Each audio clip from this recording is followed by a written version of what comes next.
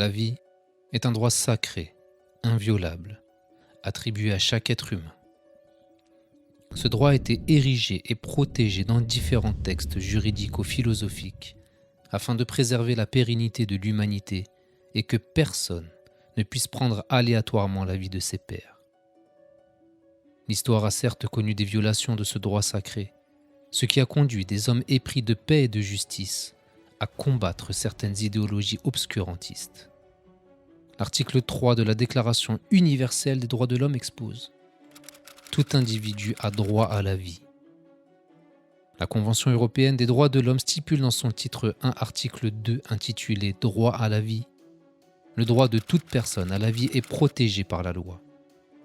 En 1789, la Déclaration des droits de l'homme et du citoyen sacralisait déjà ce droit à la vie dans son article 1er par cette phrase devenue célèbre « Les hommes naissent et demeurent libres et égaux en droit ». Cette maxime nous enseigne les deux composantes du droit à la vie, le droit de naissance et le droit de rester en vie, jusqu'à ce qu'une mort naturelle ou juridiquement légitime nous la reprenne.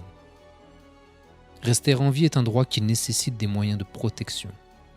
Nous les retrouvons sous forme déclarative ainsi que dans la lettre de la loi. En termes déclaratifs, l'article 2 de la Déclaration des droits de l'homme et du citoyen nous expose le but de toute association politique est la conservation des droits naturels et imprescriptibles de l'homme. Ces droits sont la liberté, la propriété, la sûreté et la résistance à l'oppression. La sûreté de l'individu, c'est lui garantir la protection de son intégrité physique et psychologique.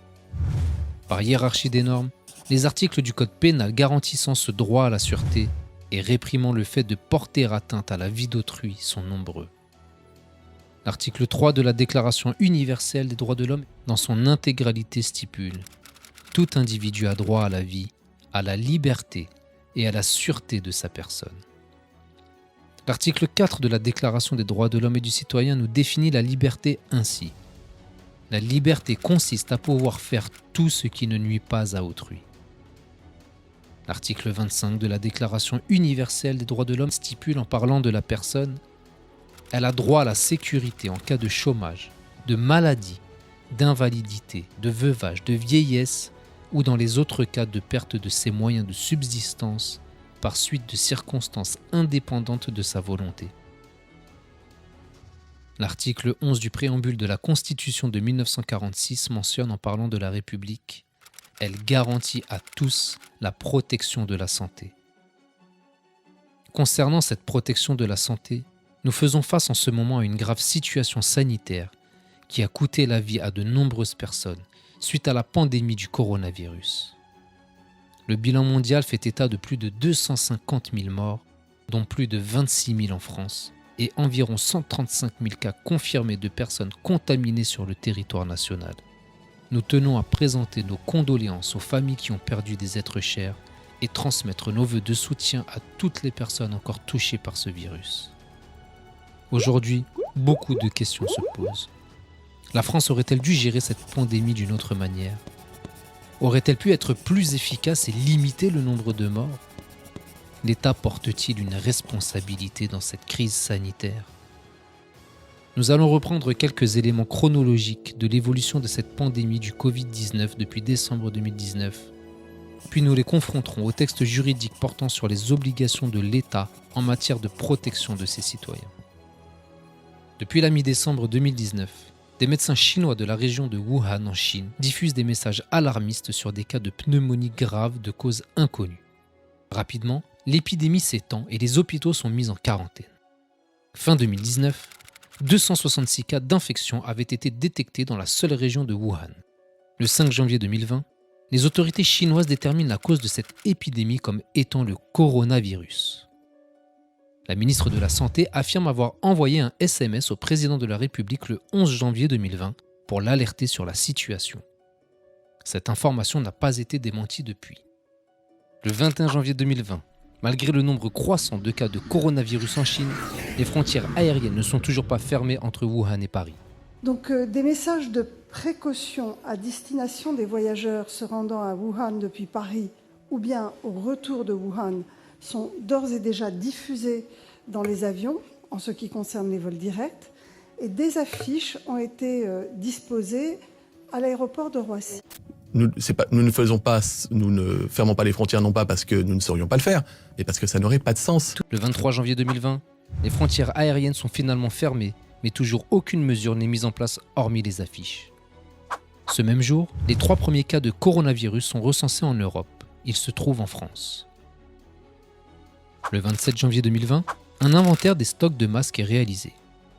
N'en ayant pas suffisamment, une commande de 100 millions de masques est effectuée, sachant qu'en situation épidémique, la consommation hospitalière est de 40 millions de masques par semaine et de 500 millions pour la population. Faisons un bref aparté sur les masques. En 2009, la ministre de la Santé Roselyne Bachelot avait fait un stock de 1,7 milliard de masques de protection en prévision de l'épidémie de la grippe H1N1. Les masques, on en a 1 milliard comme ceci, 700 millions de cela. En 2011, l'État décide de réduire progressivement ce stock pour arriver en 2018 à 150 millions de masques dont la plus grande partie est périmée. En mai 2019, l'Agence Santé publique France publie un avis de médecins experts recommandant la constitution d'un stock d'1 milliard de masques, ce qui ne sera pas fait. S'en est suivi la situation que l'on connaît, avec une pénurie que le gouvernement a tenté de masquer. On n'a pas été capable d'avoir des stocks de masques. On les a arrêtés en 2011 parce qu'on a jugé qu'on avait trop dépensé au moment de la grippe H1N1. On ne les a pas reconstitués sous Marisol Touraine et quand Agnès Buzyn a pris sa fonction et quand en mi-décembre cela a commencé en Chine, on n'a pas commandé de masques. Et c'est Olivier Véran, quand il est arrivé, qui a lancé la production. Pendant cette période de manque de masques, les autorités politiques du pays prétendaient le port du masque inutile. Une personne asymptomatique qui se rend dans des lieux publics, qui se déplace en transport en commun, n'a pas à porter de masque. Pas de masque FFP2 très technique, pas davantage de masque anti-projection, ce n'est pas nécessaire. Tout que le port de masque ne sert à rien. Pourtant, personne n'a besoin de porter un masque si un médecin ne vous demande pas d'en porter un. Le port du masque en population générale dans la rue, ça ne sert à rien. Non, les Français ne pourront pas acheter de masques dans les pharmacies parce que ce n'est pas nécessaire quand on n'est pas malade. Alors d'abord, est-ce que vous avez acheté des masques pour vous et vos enfants? Ah non, pas du tout. Non mais vous rigolez? Pas de panique à avoir. D'un côté, les médecins nous disent de porter des masques et de l'autre, des personnes qui ne sont pas médecins nous disent ça.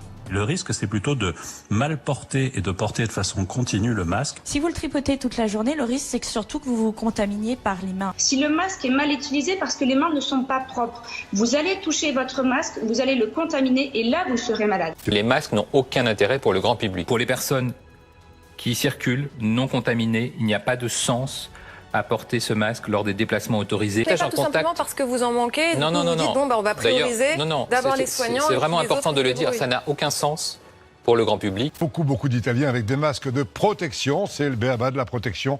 Comme en Chine, on met des masques. En France, on nous dit toujours que c'est inutile. Peut-être parce qu'on n'en a pas. Le coronavirus était considéré comme peu dangereux, ne risquant pas de mettre à mal le pays. Et alors, vous êtes inquiet, vous, personnellement ? Non. Non, je suis absolument pas inquiet. Bon, c'est un virus de plus. On le dit souvent, c'est une forme de grippe. Je suis pas très inquiet. Je vous rappelle que la majorité des personnes qui vont être touchées par Covid 2019 va aller bien, que ça va être comparable à une grippe. Carla Bruni s'est même moquée de la situation avant de participer à un clip de remerciement du service hospitalier. C'est dingue. Parce qu'on est de la vieille génération, on n'a peur de rien, on est pas féministe, on ne craint pas le coronavirus. Alors, je vais faire un truc, regarde.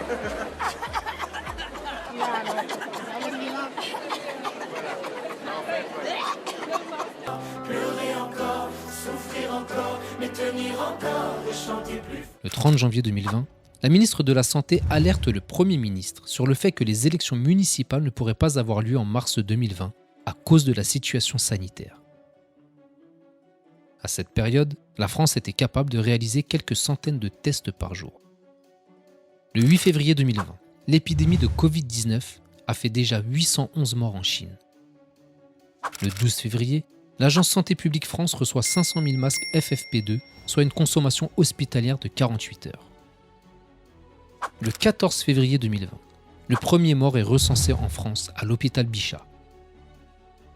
Le 16 février 2020, la ministre de la Santé, qui disait que les élections municipales ne pourraient avoir lieu, quitte son poste pour se présenter aux élections sur la ville de Paris. J'y vais avec cœur, avec engagement avec sérieux, avec détermination. J'y vais pour gagner. Le 17 février 2020, un rassemblement évangélique à Mulhouse se tient. Cette manifestation jouera un rôle majeur dans la propagation du virus en France. Le 25 février 2020, après le décès du premier Français dans l'Oise, le nouveau ministre de la Santé déclare: Ces informations, quelles sont-elles? Il n'y a pas aujourd'hui, à l'heure à laquelle je vous parle, il n'y a plus de malades en circulation en France, il n'y a plus de malades hospitalisés. Le dernier patient est sorti guéri hier de l'hôpital de Lyon. Ce même jour, l'Italie confine 10 villes du Nord.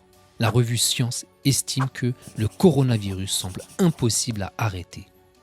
Le 26 février 2020, le match de football opposant l'Olympique lyonnais à la Juventus de Turin est maintenu à Lyon, en présence de 3000 supporters italiens. Coronavirus, venez tous!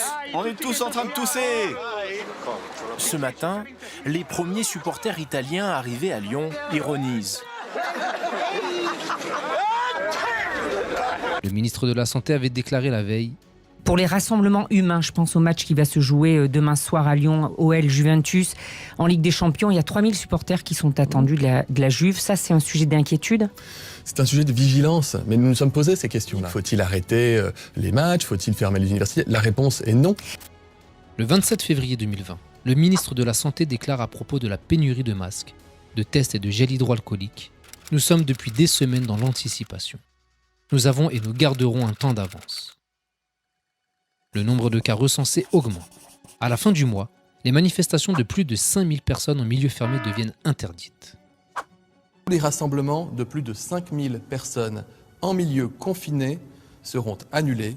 Le match de football entre Lyon et Saint-Étienne se tiendra car il est à la fois en dehors des zones de cluster et en dehors de lieux confinés. Mars 2020, le mois fatidique. Dès le début du mois, le directeur de l'Organisation mondiale de la santé, l'OMS, déclare: avec des mesures précoces et agressives, les pays peuvent arrêter la transmission et sauver des vies.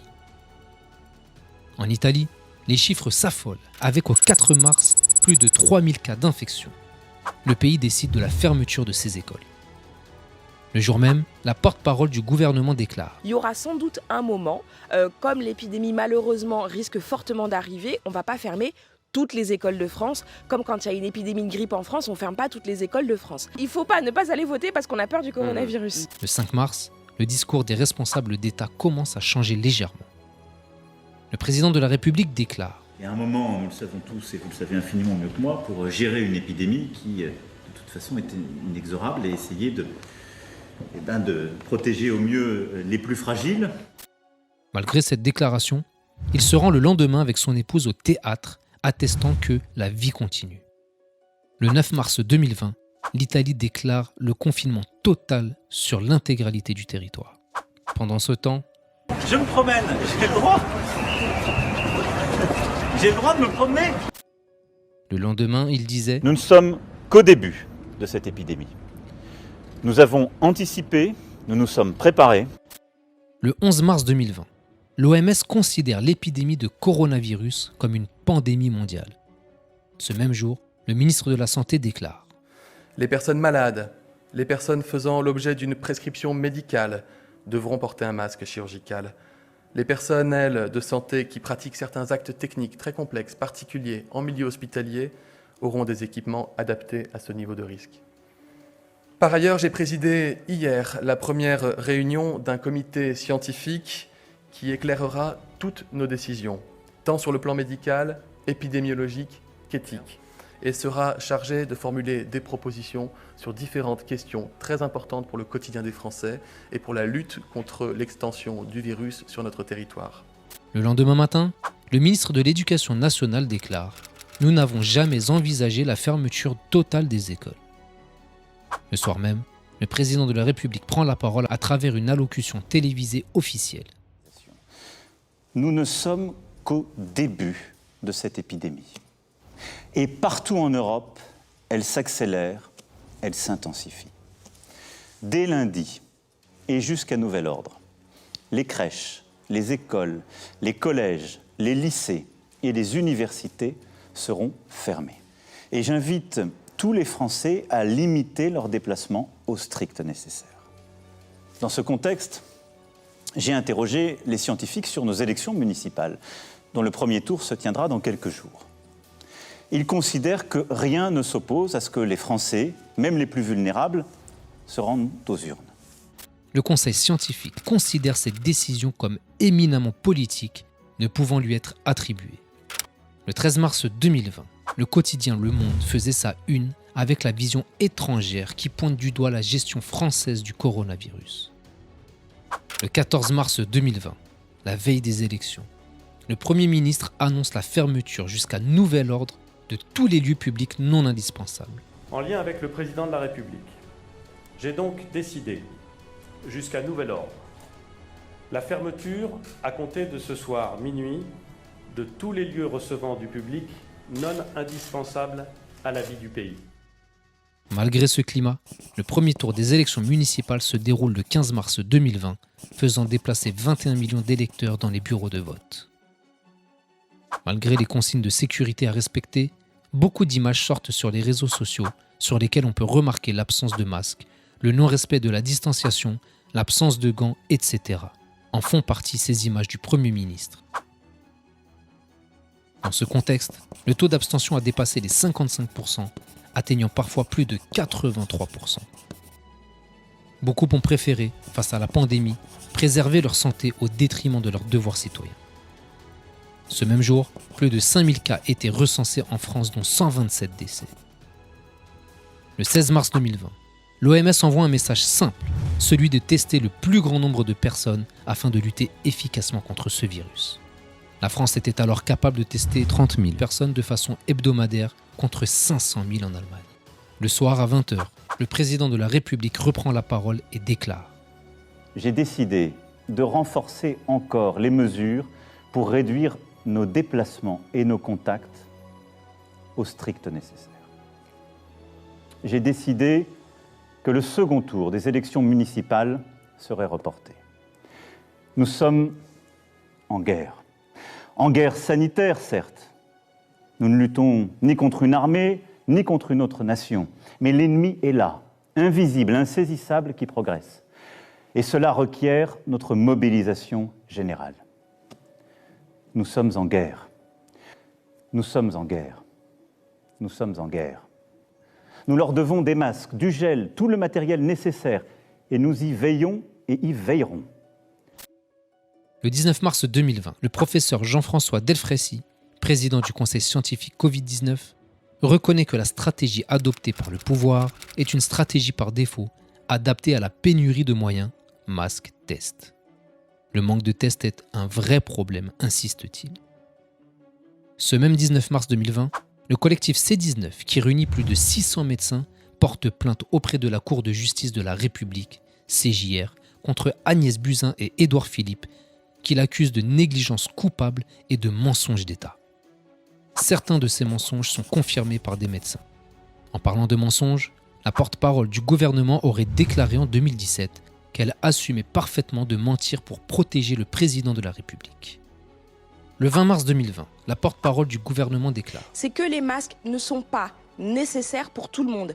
Et vous savez quoi ? Moi, je ne sais pas utiliser un masque. Je pourrais dire, je suis ministre, je me mets un masque. Mais en fait, je ne sais pas l'utiliser. Parce que l'utilisation d'un masque, ce sont des gestes techniques. Moi, je crois qu'on a pris vraiment dès le début la mesure de cette crise. C'est normal, légitime et démocratique qu'on contrôle l'action qui aura été la nôtre. Faisons-le quand on sortira de cette crise.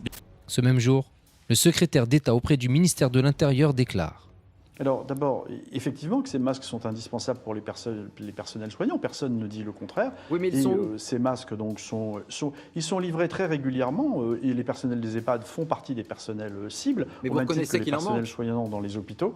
Et le ministre de... Non, je ne reconnais pas qu'il en manque. En gros, il faudrait 1 million de masques FFP2 par jour. Par jour ? Par jour. Parce que vous devez changer 4 fois de masque dans la journée, c'est tous les 3 heures, toutes les 4 heures, donc il faudrait ça. Écoutez, je crois qu'il y a une pharmacie de Clamart qui a touché 50 masques FFP2 à se répartir entre 10 professionnels de santé. Le 23 mars 2020, la porte-parole du gouvernement déclare sur CNews : Je crois qu'on ne peut pas dire qu'il y a eu un défaut d'anticipation de cette crise, bien au contraire. Le 24 mars 2020, le seuil des 1000 morts est atteint en France. En réponse à la déclaration de la porte-parole du gouvernement qui disait « Le gouvernement ne craint pas de rendre des comptes sur l'épidémie de coronavirus », Ça ne m'inquiète pas parce que je crois que nous avons regardé cette crise en face et nous avons pris nos responsabilités. Jérôme Marty, président du syndicat de médecins UFML, lui répond par un tweet « Rendez-vous au procès ». Le 25 mars 2020, 31 détenus des Bouches-du-Rhône, du Gard et du Var saisissent la Cour de justice de la République d'une plainte contre Édouard Philippe et la ministre de la Justice pour non-assistance à personne en danger.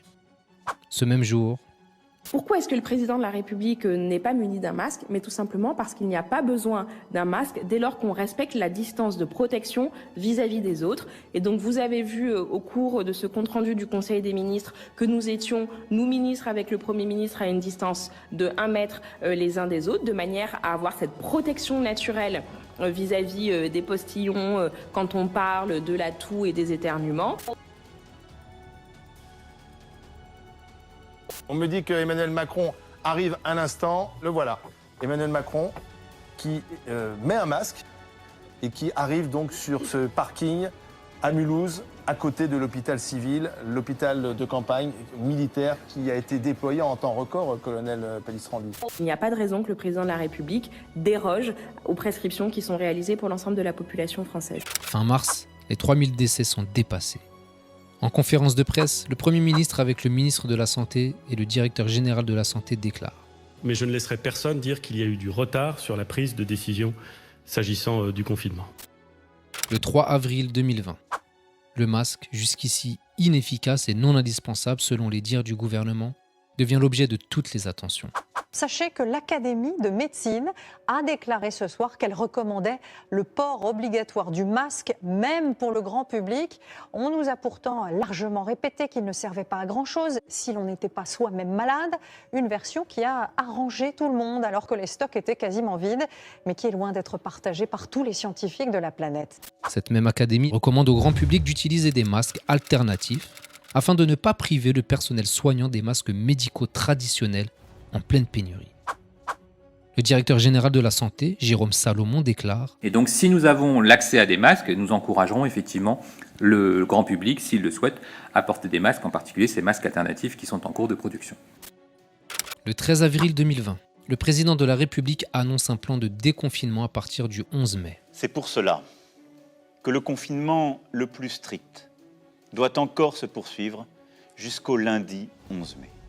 Le 22 avril 2020, selon le Canard enchaîné, une circulaire ministérielle du 19 mars suggérait de limiter fortement l'admission en réanimation des personnes les plus fragiles par souci d'éviter l'acharnement thérapeutique et le manque de lits pour les plus jeunes. Le 28 avril 2020, le Premier ministre annonce la réouverture des écoles maternelles et élémentaires parmi les mesures prises pour le déconfinement du 11 mai 2020. Commençons par l'école. Le président de la République l'a rappelé, le retour de nos enfants sur le chemin des écoles est un impératif pédagogique, un impératif de justice sociale, en particulier pour ceux qui peuvent difficilement suivre l'enseignement à distance. Fin avril, l'alerte est donnée par le service public de santé anglais sur le nombre croissant d'enfants présentant le tableau de symptômes du syndrome Kawasaki. Plusieurs cas sont recensés également en France. Des études s'ensuivent afin d'établir s'il existe un lien entre coronavirus et syndrome Kawasaki.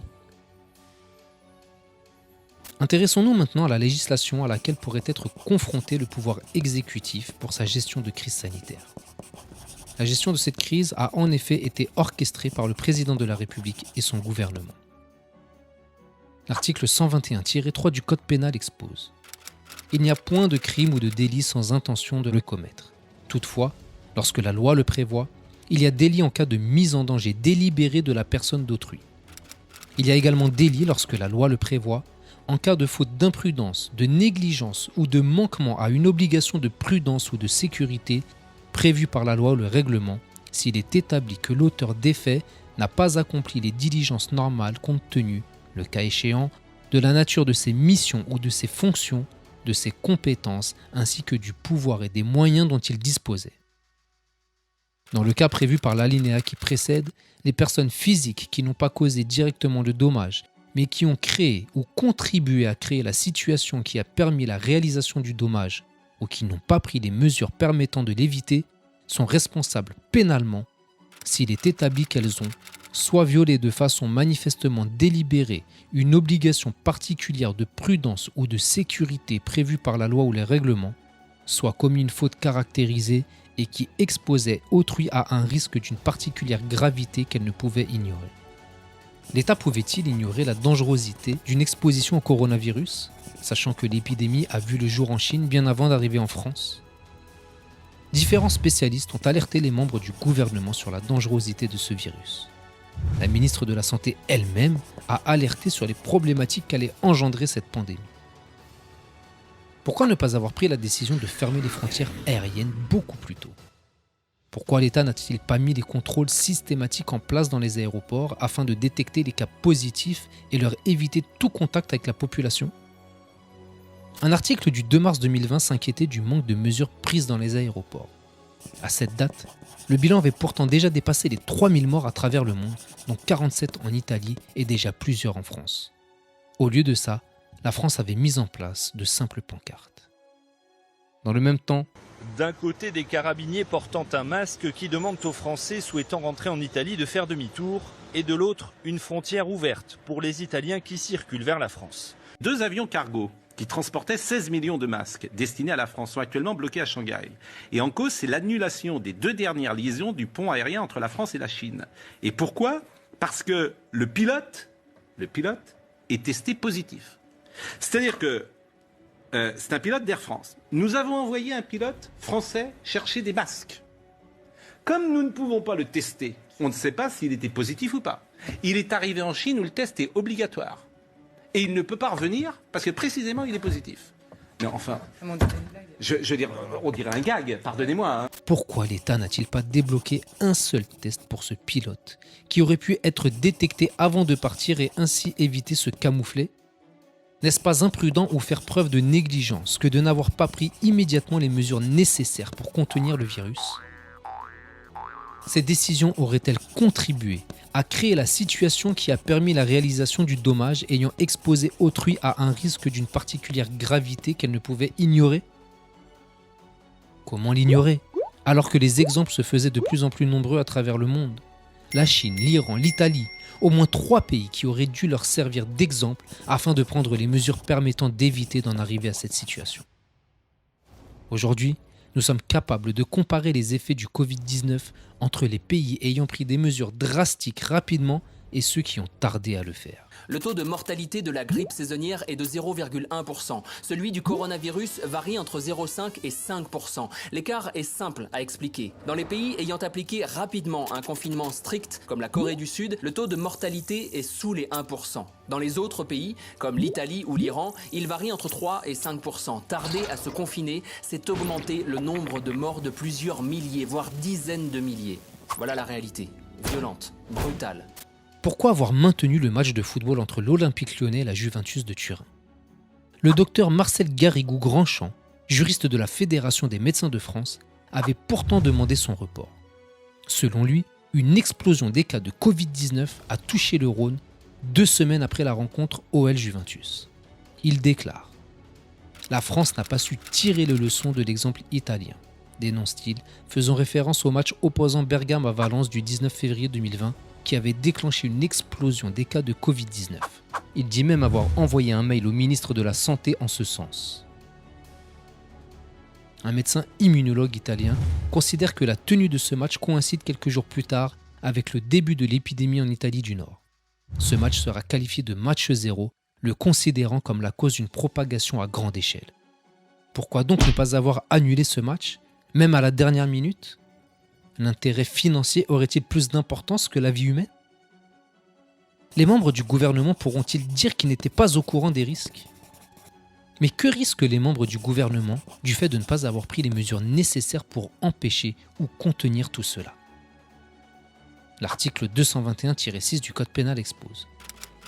Le fait de causer, dans les conditions et selon les distinctions prévues à l'article 121-3, par maladresse, imprudence, inattention, négligence ou manquement à une obligation de prudence ou de sécurité imposée par la loi ou le règlement, la mort d'autrui constitue un homicide involontaire puni de 3 ans d'emprisonnement et de 45 000 € d'amende.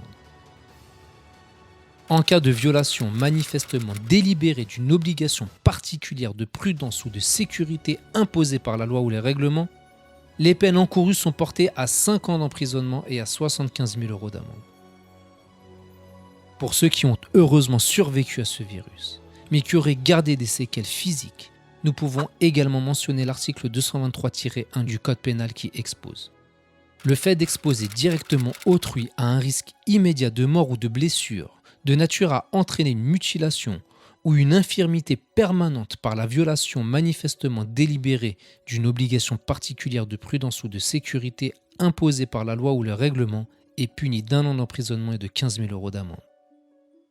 Vous direz probablement, mais quelle obligation les membres du gouvernement auraient-ils violé? L'obligation de préserver le droit à la sûreté de tous leurs concitoyens, comme nous l'avons mentionné au début de cette vidéo. Le titre 2 de la Constitution mentionne dans son article 5 : le président de la République veille au respect de la Constitution. Il assure, par son arbitrage, le fonctionnement régulier des pouvoirs publics ainsi que la continuité de l'État. Assurer la Constitution, c'est garantir à tous la protection de la santé, comme le mentionne le préambule de la Constitution de 1946. C'est également préserver les 4 droits sacrés de chaque individu, comme le mentionne l'article 2 de la Déclaration des droits de l'homme et du citoyen de 1789. De plus, l'article 25 de la Déclaration universelle des droits de l'homme expose: toute personne a droit à la sécurité en cas de maladie. Une autre question se pose: pourquoi n'avoir décidé de créer le Conseil scientifique Covid-19 que le 10 mars 2020, alors que le coronavirus était présent sur le territoire national depuis le mois de janvier? Ce conseil n'aurait-il pas pu mieux conseiller les membres du gouvernement sur la gestion de cette crise sanitaire? Nous remarquons que ce n'est qu'à partir de la création de ce conseil que des mesures beaucoup plus radicales ont été prises. Y aurait-il un lien entre la création de ce conseil et les mesures concrètes visant à freiner le virus? Le gouvernement pensait-il pouvoir régler la situation sans s'entourer officiellement de ces spécialistes? Y aurait-il une usurpation de la fonction de spécialiste en médecine de la part de certains membres du gouvernement? L'article 433-12 du Code pénal expose en ce sens: est puni de 3 ans d'emprisonnement et de 45 000 € d'amende le fait, par toute personne agissant sans titre, de s'immiscer dans l'exercice d'une fonction publique en accomplissant l'un des actes réservés aux titulaires de cette fonction. Concernant les masques, comment se fait-il que les membres du gouvernement ainsi que certains médecins aient pu nous dire que son port n'avait pas d'effet notoire pour lutter contre le coronavirus, alors que quelques semaines plus tard, le discours est totalement à l'opposé? Les masques n'ont aucun intérêt pour le grand public. Pour les personnes qui circulent non contaminées, il n'y a pas de sens à porter ce masque lors des déplacements autorisés. Et donc si nous avons l'accès à des masques, nous encouragerons effectivement le grand public, s'il le souhaite, à porter des masques, en particulier ces masques alternatifs qui sont en cours de production. Le premier avis avait-il pour but de masquer une incompétence de l'État en la matière au détriment de la vie de nos concitoyens? Même le docteur Marina Carrère-Bancos a attesté que ces propos étaient mensongers dans le but de privilégier le personnel soignant. Bien sûr, ce que je veux dire, c'est à l'époque, on a priorisé. C'est-à-dire que comme effectivement, on n'avait pas assez de masques, là-dessus, on ne peut pas dire le contraire, on a tout fait pour les réserver à ceux qui en avaient le plus besoin, c'est-à-dire le personnel soignant. Donc effectivement, parce que la population ne se rue pas dans les pharmacies pour acheter des masques, pour que tout ce qui existait comme stock puisse être réservé à ceux qui en avaient le plus besoin pour ne pas propager cette épidémie et pour se protéger. Donc c'était un mensonge qui était difficile à... On a menti sciemment, en gros. On a menti sciemment. Sciemment, mais parce qu'il n'y avait pas tellement d'autres solutions et c'était pour une bonne cause puisque c'était pour le personnel soignant. C'était pour protéger en l'occurrence la population et le personnel soignant. Comment se fait-il que l'une des plus grandes puissances mondiales soit incapable de fournir des masques à ses citoyens, surtout en temps d'urgence comme celle que nous traversons actuellement? Ce mensonge d'État ne serait-il pas une fois encore la cause d'une propagation accélérée du virus sur notre territoire? La cause de nombreux décès que l'État ne pourra jamais réparer? Peut-on encore dire après cela que la faute n'est pas caractérisée et qu'elle n'a pas été commise délibérément? Au vu de ces mensonges, certains membres du gouvernement ne pourraient-ils pas être condamnés pour mensonge d'État? L'article 434-13 du Code pénal expose: le témoignage mensonger fait sous serment devant toute juridiction ou devant un officier de police judiciaire agissant en exécution d'une commission rogatoire est puni de 5 ans d'emprisonnement et de 75 000 € d'amende. Le Maroc, très loin derrière la France au niveau des puissances mondiales, a lui-même produit ces masques et a été capable de les proposer à la population pour un coût de 8 centimes pièce. Il les a rendus obligatoires, Résultat, environ 5000 cas confirmés et 183 morts. Proportionnellement à la France, le Maroc compte environ 70 fois moins de morts que la France. Est-ce un pur hasard ? Concernant les tests, le constat est quasiment identique à celui des masques. La France est bien en dessous de ce qu'elle aurait dû produire afin de protéger sa population. À titre de comparaison, les pays qui testent massivement leur population ont un taux de mortalité bien plus faible que dans les autres. Les deux exemples en sont l'Allemagne et la Corée du Sud, qui connaissent respectivement des taux de mortalité de 0,3% et 1% des personnes détectées contre 4% au niveau mondial.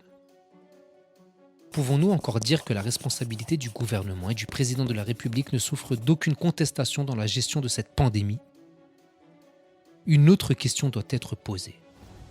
Pourquoi avoir maintenu le premier tour des élections municipales du 15 mars 2020 ?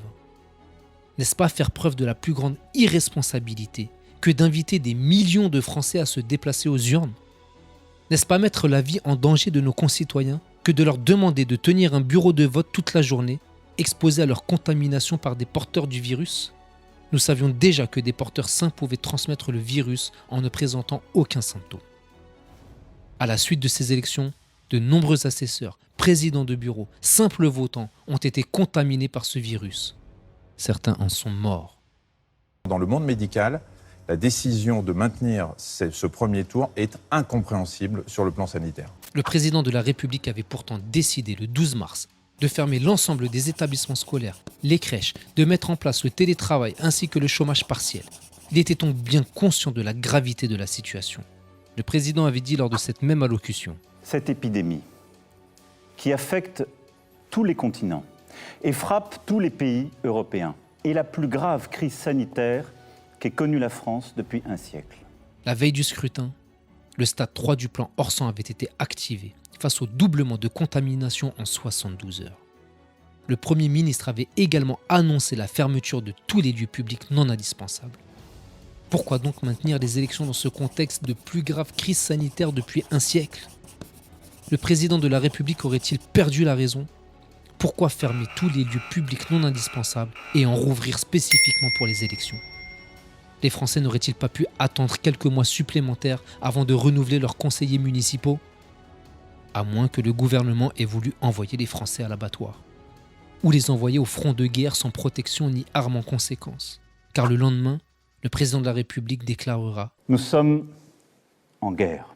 C'est donc de cette manière que le président de la République traite ses concitoyens en temps de guerre. Prions de ne jamais être en guerre physique contre un ennemi visible le temps de son mandat. Nous servirions très certainement de chair à canon. Dès le 30 janvier, la ministre de la Santé avait averti le Premier ministre que les élections ne pourraient pas se tenir à cause de la situation sanitaire. Le gouvernement ne pouvait donc nullement ignorer la dangerosité de maintenir les élections dans ce contexte. La ministre de la Santé, devenue candidate sur Paris, a même déclaré « Depuis le début, je ne pensais qu'à une seule chose, au coronavirus. On aurait dû tout arrêter. C'était une mascarade. La dernière semaine a été un cauchemar.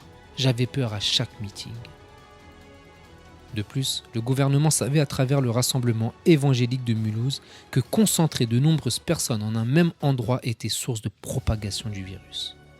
Pourquoi ne pas avoir tiré enseignement de cet épisode, même si des gestes soi-disant barrières avaient été prévus pour les élections ? Face à l'absence de mesures à la hauteur de la gravité de la situation, la France a donc dû soigner ses malades, ou du moins tenter de les soigner. Car comment s'en occuper efficacement lorsque le milieu hospitalier tire la sonnette d'alarme depuis des années et que les budgets nécessaires à leur mission ne leur sont pas alloués ? Il n'y a qu'à écouter les revendications qui étaient les leurs pas plus tard qu'en novembre 2019. Revendications qui sont les mêmes depuis plusieurs années. Ginette, tu étais infirmière aux urgences et tu as vu les conditions de travail se dégrader depuis 10 ans. Tu t'es mise en arrêt pour burn-out. On pensait te retrouver toute reposée, mais tu as fini par te suicider. Les urgences en souffrance et le personnel qui tire la sonnette d'alarme pour dénoncer un système de santé en crise qui maltraite soignants et soignés. C'est très simple, on manifeste très clairement en direction du ministère de l'économie et des finances pour obtenir, du budget, pour obtenir une augmentation de budget pour les hôpitaux publics sachant que depuis 6 ans, le budget des hôpitaux publics a été raboté en permanence et que là, on gère maintenant la pénurie avec des risques pour les patients, avec des risques pour les équipes, car on fait tout ça pour les usagers. Et nous sommes les mieux placés pour savoir que l'hôpital public, une fois détruit, ne sera pas remplacé. Le personnel soignant est même parfois critiqué pour son insistance, comme ici avec ce journaliste. La pleurniche permanente hospitalière fait qu'on est en permanence au chevet de notre hôpital, peut-être de façon... Vous êtes dur, là. Présentez tous les soirs cette émission et vous verrez que c'est une réalité. Pardonnez-moi. Ou ici avec l'ancienne ministre de la Santé qui fait une grimace plutôt étrange lors de cet échange et qui pourtant lors de sa campagne électorale disait: si je suis maire, j'aiderai les hôpitaux aujourd'hui parce qu'ils ont été insuffisamment aidés par la mairie de Paris. Aujourd'hui, si j'étais maire, je sais exactement les mesures que je prendrais aujourd'hui pour protéger les Parisiennes et les Parisiens. Ce même journaliste qui critiquait l'insistance de notre personnel hospitalier a pourtant l'audace de remercier le personnel pendant la crise du coronavirus. N'est-ce pas faire preuve de la plus grande indécence ? De plus, notre personnel soignant n'a pas disposé de tous les moyens de protection nécessaires à la préservation de leur santé. Il n'y a qu'à comparer les équipements de protection entre la France et d'autres pays.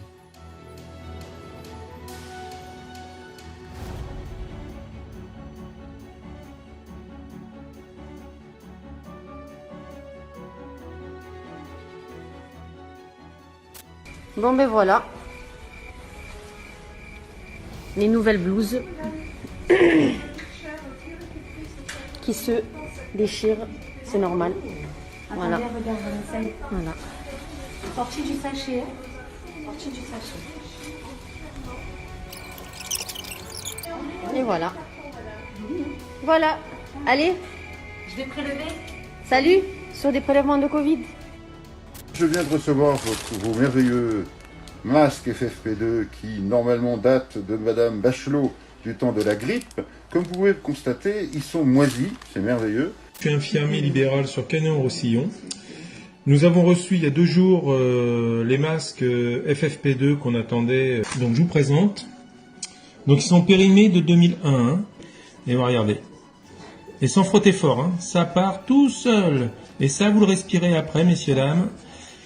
Merci pour nos masques FFP2. Reste au monde entier, nous sommes au CACH de Nanterre. Ma collègue infirmière et moi, on va dans une chambre d'un patient infecté.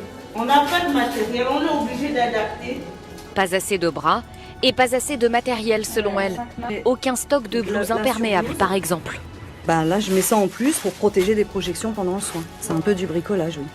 Normalement, on devrait avoir des lunettes, mais on n'a pas assez de stock. Le masque chirurgical, il est pas adapté pour les cas confirmés. Donc il nous faut des masques FFP2. Et ça, on n'en a pas, on n'a plus de stock. Vous savez combien de masques ont été livrés? Quand ça a été livré dans les zones infectées, dans les grosses zones? Les 25 départements. Dans les 25 départements, 18 masques ont été livrés pour les professionnels de santé. 18. 18 par quoi? Par semaine? 18 par... Non, 18 par personne. Par personne, c'est même pas par semaine. 18 par personne. Et vous savez combien de temps on tient avec 18 masques? 2 jours? 3?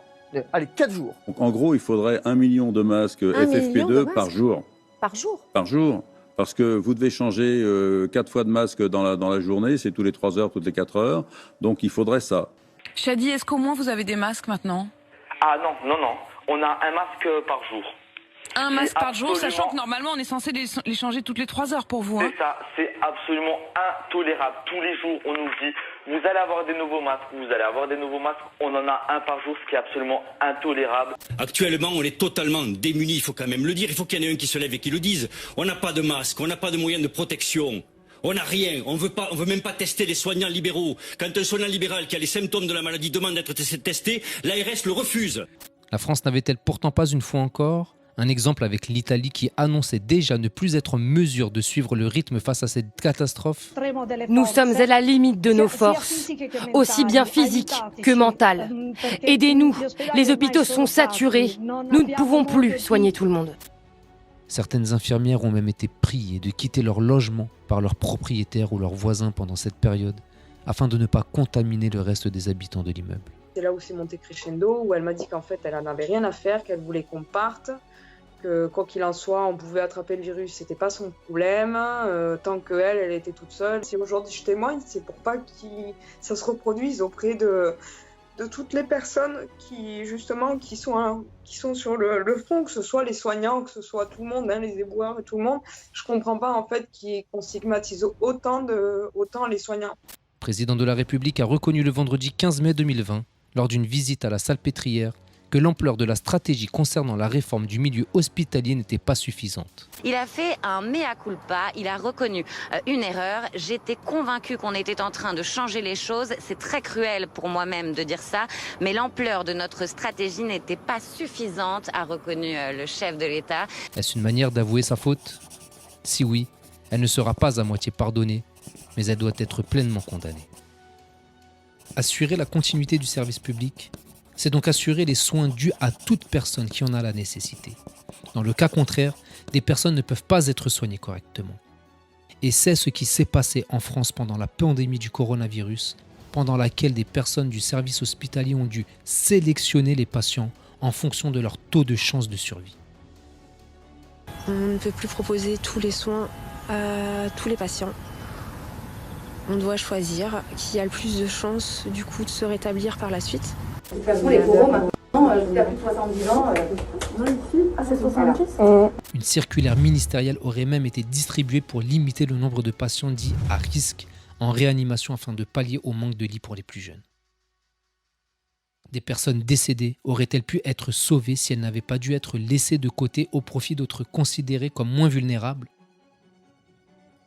Ce comportement ne serait-il pas constitutif d'une non-assistance à personne en danger ? L'article 223-6 du Code pénal définit ce délit comme suit.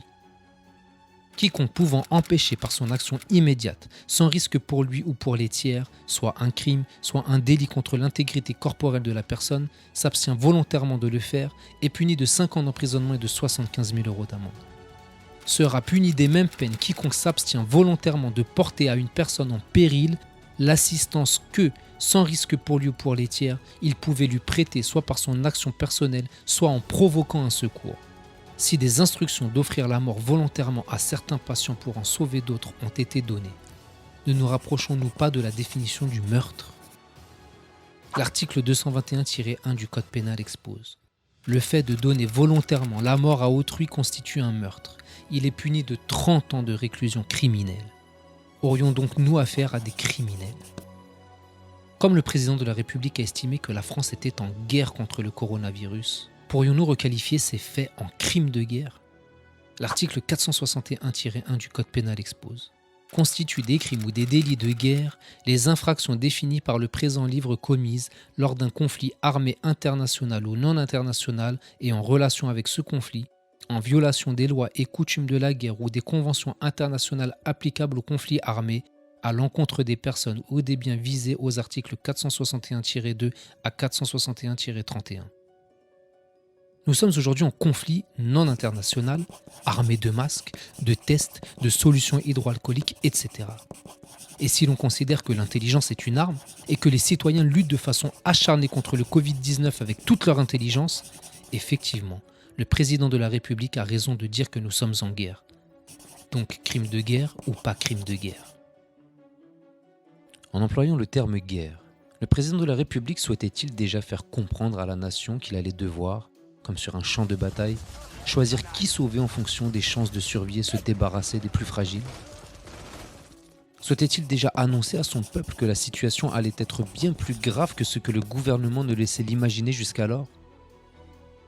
Ne pas attribuer le même droit à l'accès aux soins à tous les citoyens français et les sélectionner en fonction du critère de leur âge ou de leur spécificité physique, ne serait-ce pas ce qu'on appelle de la discrimination ? L'article 225-1 du Code pénal expose. Constitue une discrimination toute distinction opérée entre les personnes physiques sur le fondement de leur origine, de leur apparence physique, de leur état de santé, de leur perte d'autonomie, de leur handicap, de leurs caractéristiques génétiques, de leur âge. L'article 225-2 du Code pénal nous définit la sanction relative à ce délit. La discrimination définie à l'article 225-1, commise à l'égard d'une personne physique ou morale, est punie de 3 ans d'emprisonnement et de 45 000 € d'amende lorsqu'elle consiste à refuser la fourniture d'un bien ou d'un service. Une nouvelle fois, le gouvernement ne pourrait-il pas être poursuivi pour discrimination envers ses concitoyens, une discrimination ayant entraîné la mort ? Cela n'est pas sans nous rappeler les heures sombres de l'histoire pendant lesquelles les spécificités physiques étaient des critères de sélection pour envoyer des gens vers une mort certaine. Le maintien des élections n'aurait-il pas servi de leçon au gouvernement ? En n'ayant aucune certitude sur une éventuelle deuxième vague de contamination, en pleine étude sur le lien potentiel entre coronavirus et syndrome Kawasaki chez les enfants, et alors que nos homologues italiens, espagnols, irlandais, portugais et roumains n'ouvriront pas leur établissement scolaire avant septembre, l'État français a décidé de rouvrir les écoles et d'exposer au danger d'une contamination non maîtrisée les publics les plus jeunes. Et si des enfants étaient contaminés lors de la reprise des cours, ou s'ils étaient porteurs sains et contaminaient d'autres enfants ou leurs enseignants, ou pire, s'ils développaient le syndrome Kawasaki à cause de cette réouverture, la responsabilité de l'État ne pourrait-elle pas une nouvelle fois être mise en jeu ? La sagesse que représentent nos seniors a été décimée lors de cette période. Beaucoup de personnes âgées sont décédées. La situation dans les EHPAD a été catastrophique, avec de véritables hécatombes. Dans l'EHPAD de Sillingy, en Haute-Savoie, 14 résidents sont décédés sur 84. Terrible pour les familles qui vivent dans l'angoisse permanente. En 15 jours, 19 résidents sont morts, tous victimes du Covid-19. Le personnel soignant n'en pouvait plus, par manque de moyens, de matériel, de personnel. Parmi ces héros de la santé, certains en ont payé le prix cher en y laissant la vie. C'est la première aide-soignante travaillant dans un EHPAD officiellement décédée. Elle a succombé au Covid-19 à Mulhouse en début de semaine. Cette mère de famille avait 43 ans. Dans un autre registre, sans rentrer dans toutes les spécificités médicales, car beaucoup de vidéos ont été faites à ce sujet. Pourquoi ne pas avoir traité les patients à la chloroquine, qui visiblement aurait permis de soigner des patients atteints du coronavirus ? Comment allez-vous et comment avez-vous vécu ce traitement à la chloroquine que vous avez suivi ? Moi, je l'ai vécu parfaitement bien. Aujourd'hui, j'en suis au 6e jour. J'ai le sentiment d'être guéri. À partir du moment où il y a une solution testée déjà sur un certain nombre de patients qui semblent porter leurs fruits, je ne vois pas pourquoi la France se priverait de pouvoir, sur un grand nombre de ceux qui, avec leur consentement personnel, s'il n'y a pas suffisamment de recul, sont d'accord pour l'accepter. Une batterie de spécialistes nous font croire que ce remède ne serait pas efficace, mais dans ce cas, pourquoi l'État lui-même aurait commandé un stock tout entier de chloroquine à la Chine ? Ils sont sympas les Chinois, Théma. Ils nous mettent des petits messages. Unis nous vaincrons. Ça arrive de Chine, ils mettent des petits messages en français au calme. Mais c'est pas ça le bail. 70 kilos en baril de chloroquine. Voilà, donc soi-disant, Raoult, là, c'est un gourou, c'est je sais pas qui, on le fait passer pour je sais pas quoi. Et ça va où tout ça ? Pharmacie centrale des armées. On soigne les militaires. Alors c'est bizarre. C'est bizarre tout ça, non ? Le ministère des Armées a confirmé cette information, disant que cette commande avait été effectuée par précaution. Par précaution ? Si une vidéo n'était pas apparue sur les réseaux sociaux, serions-nous au courant de cette commande ? Y aurait-il eu d'autres commandes peut-être pour les membres du gouvernement en personne ? Peut-être même pour ces mêmes personnes qui nous font croire que la chloroquine n'est pas efficace ? Le gouvernement aurait-il un intérêt autre que celui de soigner ses concitoyens rapidement et efficacement ? Sans vouloir être complotiste, cela a de quoi semer le doute dans les consciences. Toutes ces condamnations pourraient être prononcées à l'encontre de nos représentants. Mais qu'en est-il des victimes ? Rien ne pourra leur rendre la vie. Ces familles qui ont perdu des êtres chers, en sachant que cela aurait potentiellement pu être évité, personne ne pourra leur soulager leur peine. L'article 8 de la Déclaration universelle des droits de l'homme de 1948 expose : toute personne a droit à un recours effectif devant les juridictions nationales compétentes contre les actes violant les droits fondamentaux qui lui sont reconnus par la Constitution ou par la loi. L'article 1240 du Code civil expose : tout fait quelconque de l'homme qui cause à autrui un dommage oblige celui par la faute duquel il est arrivé à le réparer. Toutes les personnes qui ont donc été exposées au coronavirus, qui en gardent des séquelles ou qui ont perdu des êtres chers, peuvent donc saisir la justice afin d'obtenir réparation. Cette réparation est financière sous forme de dommages et intérêts. Les indemnités à verser à toutes ces familles pourraient donc être colossales. Pour exemple, La Cour européenne des droits de l'homme avait condamné la France à verser 6 500 000 € à Abdelkader Guedir, devenu handicapé à vie à plus de 80% suite aux violences qu'il avait subies lors d'une interpellation. Même si la situation n'est pas totalement identique, cela donne un aperçu des montants qui peuvent être exigés pour la mort d'un proche causé par négligence. Plus le lien de parenté est proche, plus la somme est conséquente. Il est de jurisprudence d'indemniser la douleur morale, comme en atteste le Conseil d'État dans un jugement du 24 novembre 1961.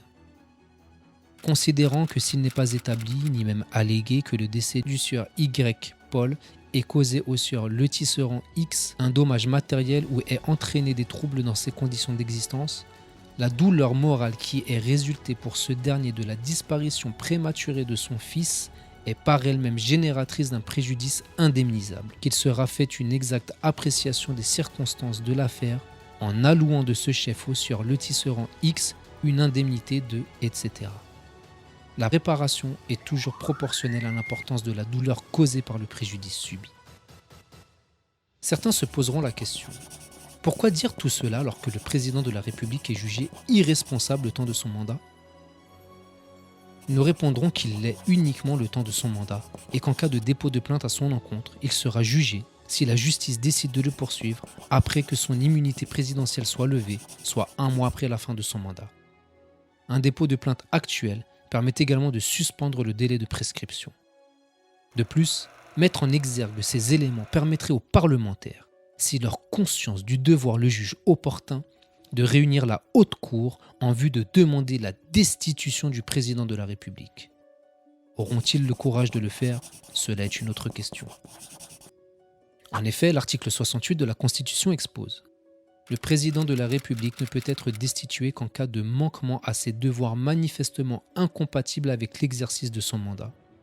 La destitution est prononcée par le Parlement constitué en haute cour. Sa décision est d'effet immédiat. À moins que les parlementaires estiment que la gestion du président de la République en ces temps d'urgence sanitaire ait été à la hauteur de la puissance mondiale que nous sommes.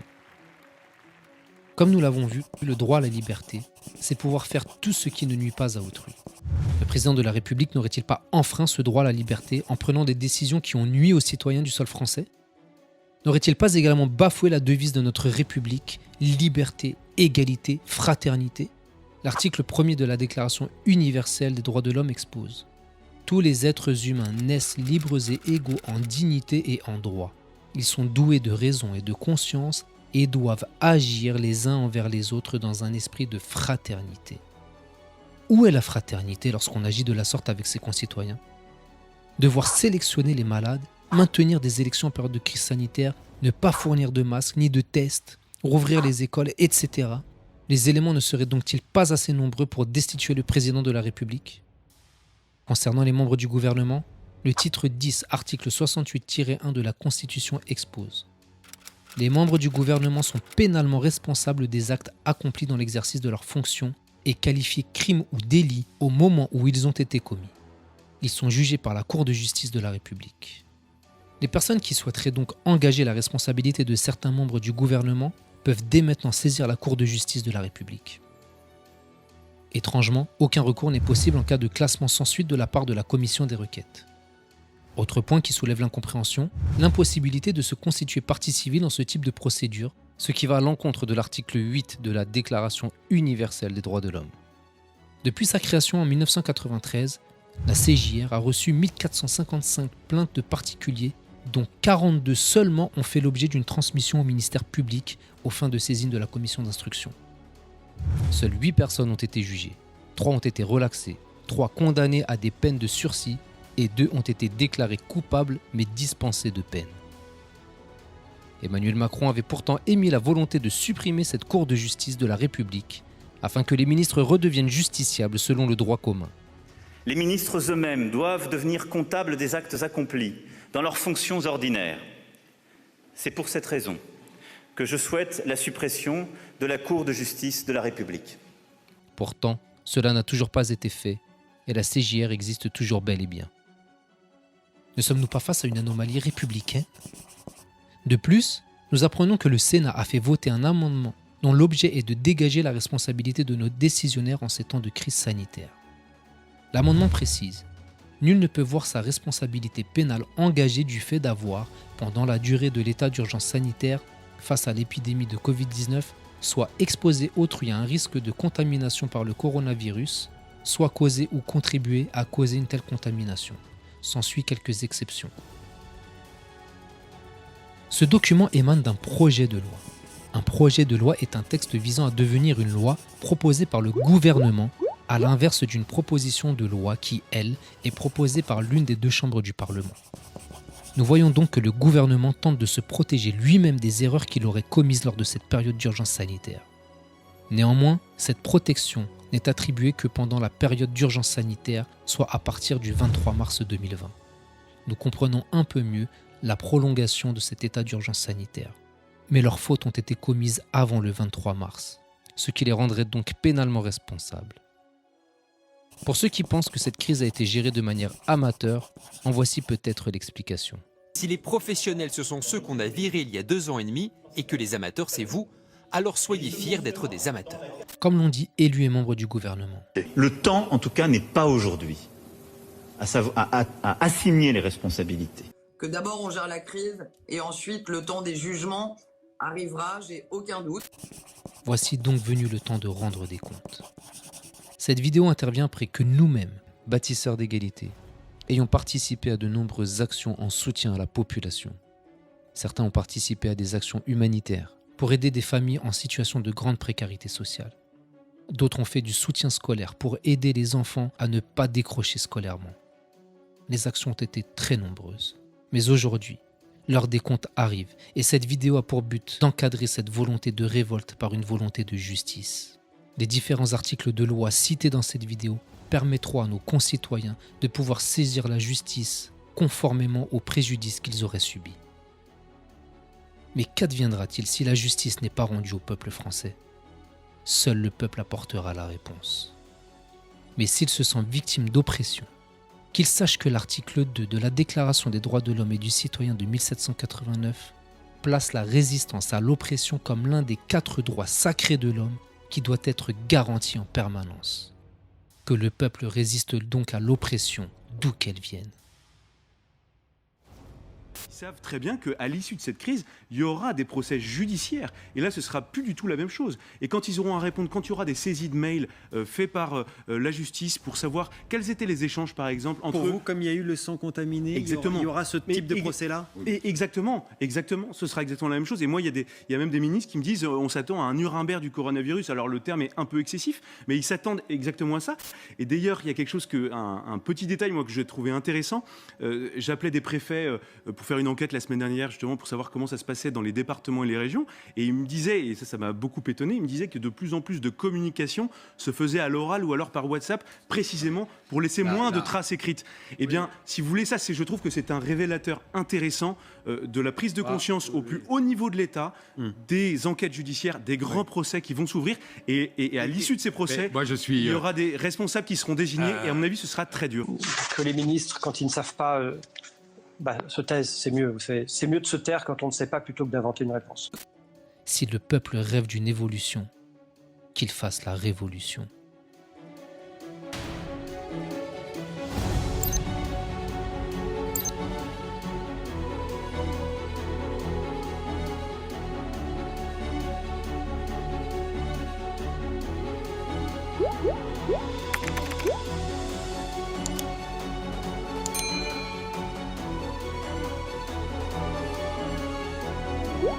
Yeah.